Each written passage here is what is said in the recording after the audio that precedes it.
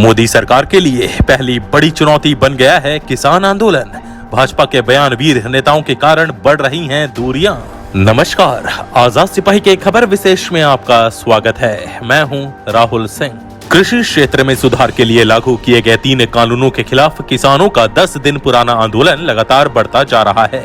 नरेंद्र मोदी सरकार के साथ 5 दौर की बातचीत का कोई परिणाम नहीं निकला है और पंजाब से शुरू हुई आंदोलन की आग देश के दूसरे हिस्सों में फैल गई है।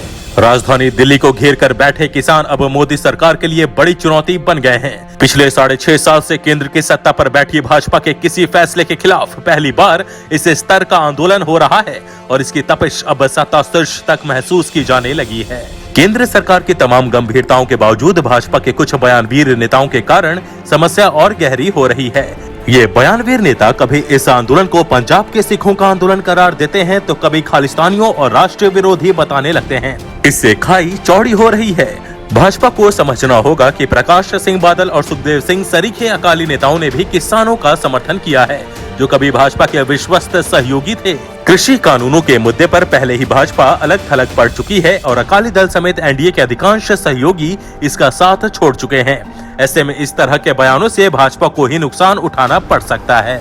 किसान आंदोलन की पृष्ठभूमि में भाजपा के सामने उभरी नई चुनौतियों का विश्लेषण करती आजाद सिपाही ब्यूरो की खास रिपोर्ट। पिछले 6.5 साल से देश पर राज कर रही भाजपा के लिए 10 दिन पुराना किसान आंदोलन अब दुःस्वप्न बन गया है। कृषि क्षेत्र में सुधार के लिए 2 महीने पहले लागू किए गए कानूनों के खिलाफ पंजाब से शुरू हुआ किसानों का आंदोलन अब देश के दूसरे हिस्सों में फैल गया है और 2019 में प्रचंड बहुमत के साथ सत्ता में लौटे प्रधानमंत्री नरेंद्र मोदी के राजनीतिक कैरियर की सबसे बड़ी चुनौती बन गया है। पिछले 10 दिन से दिल्ली के सीमाओं पर डटे किसान किसी भी सूरत में पीछे हटने को तैयार नहीं है और सरकार के साथ 5 दौर की बातचीत के बाद भी आंदोलन लगातार जारी है। किसानों की एक ही मांग है कि इन तीनों कानूनों को रद्द किया जाए। सियासी तौर पर किसान आंदोलन के कारण भाजपा अलग थलग पड़ती जा रही है। इसका सबसे प्रमुख कारण पार्टी के बयानवीर नेता हैं।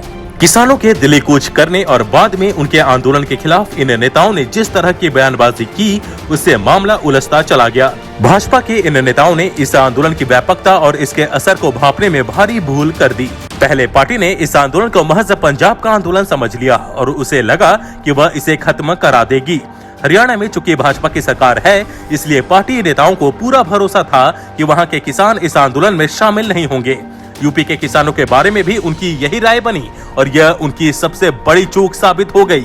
दिल्ली की सीमाओं पर डटे किसान अब राज्यों और समुदाय की सीमाओं को तोड़ चुके हैं। वे सभी एकजुट हो गए हैं, जिसमें पंजाब के किसान हैं तो तमिलनाडु और आंध्र प्रदेश से भी किसान का जत्था शामिल हो गया है। हिंदी पट्टी के साथ साथ देश के दूसरे हिस्सों के किसानों की भी इसमें सक्रिय भागीदारी हो गई है। भाजपा से दूसरी चूक अपने बयानवीर नेताओं पर लगाम नहीं लगाने के कारण हुई।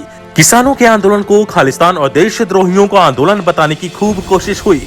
कभी उसे शाहीन बाग के आंदोलन से जोड़ा गया तो कभी उसे राष्ट्रीय अस्मिता को नुकसान पहुंचाने वाला बताया गया।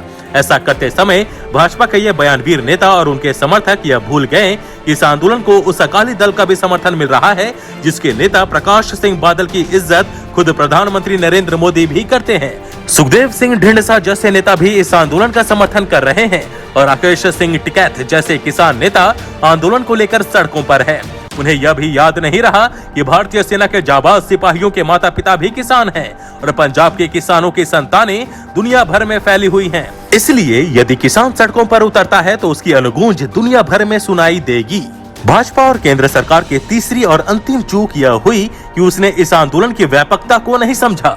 सरकार और पार्टी को यह समझा दिया गया कि यह महज एक सियासी आंदोलन है और विपक्ष की ओर से शुरू किया गया है, लेकिन हकीकत इसके विपरीत थी।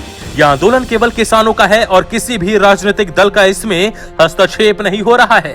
किसान अब तक इसे गैर राजनीतिक आंदोलन बनाए रखने में सफल रहे हैं और राजनीतिक दल केवल समर्थन की ही भूमिका में नजर आ रहे हैं। भाजपा सियासी रूप से अभी देश की सबसे लोकप्रिय पार्टी है और उसके पास बहुमत है। इस बात में किसी को संदेह नहीं है, लेकिन इस बहुमत के आधार पर वह एकजुट किसानों को अपने साथ मिला लेगी, इस बात की संभावना लगातार कम होती जा रही है।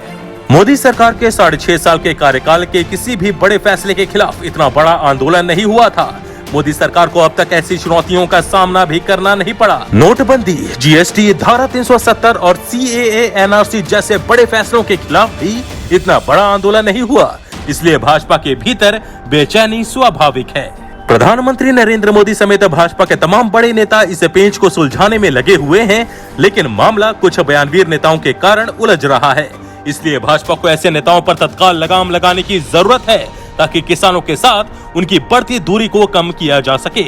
यह काम केवल भाजपा का शीर्ष नेतृत्व ही कर सकता है। यदि ऐसा नहीं हुआ तो किसान आंदोलन से पार्टी को बड़ा सियासी नुकसान उठाना पड़ सकता है। आज के आजाद सिपाही के खबर विशेष में बस इतना ही। देश विदेश की तमाम बड़ी खबरों के लिए आप पढ़ते रहिए अपना लोकप्रिय दैनिक अखबार आजाद सिपाही। और हाँ, आप हमारे इस YouTube चैनल को जरूर सब्सक्राइब करें। धन्यवाद।